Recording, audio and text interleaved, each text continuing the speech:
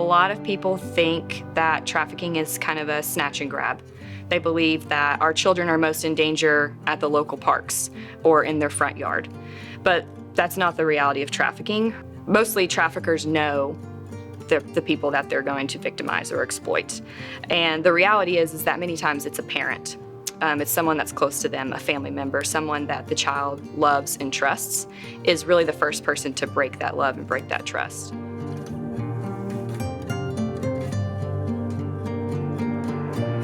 Survivors have been in a position where they need help with housing, with food, with whatever. And the traffickers are able to pick up on that and be able to expand on that and able to pursue that as a way to control the survivor so that they continue to work for them. When someone is in a situation where they're in danger and they're being controlled or manipulated and they've got PTSD or trauma issues or mental health issues or substance abuse issues, often, one, they may not know what type of help is out there, but they also may not have the capacity to reach out for help, or they really aren't even sure where to begin.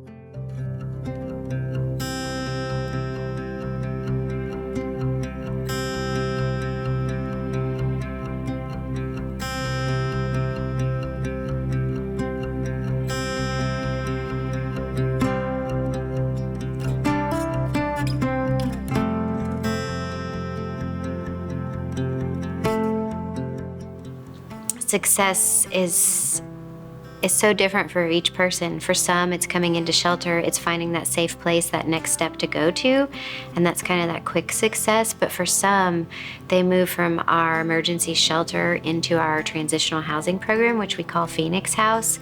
And to me, that's my favorite part of our entire program because we get to see kind of these long-term changes.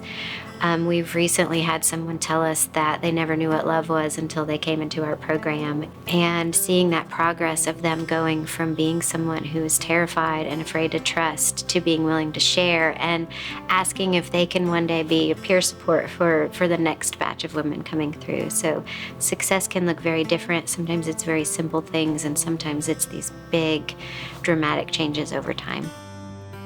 I think that's the biggest impact that we have on our survivors specifically is just giving them that place to grow and to learn and to thrive on their own. Some of my favorite moments are the moments where it clicks and they look at me and they say, wait a minute, this isn't my fault. And I'm smiling because it's like, yes, this is exactly where I've tried to get you for so long when I'm working with a kiddo.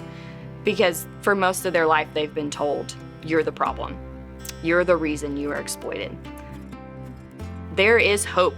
There is a light at the end of this tunnel. When they start looking to the future, that's how I know we're in a good place and we're headed on the right track.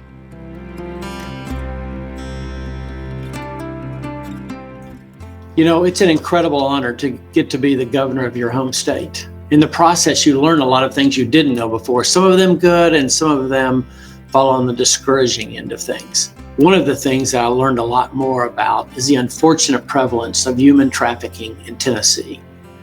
Because of that, we worked hard to establish the Tennessee Anti-Slavery Alliance, or TASA, to ensure that all Tennesseans have the right and the ability to grow free from exploitation and victimization. We're really proud of the progress that we've made in East Tennessee, but we all know there's still work to be done.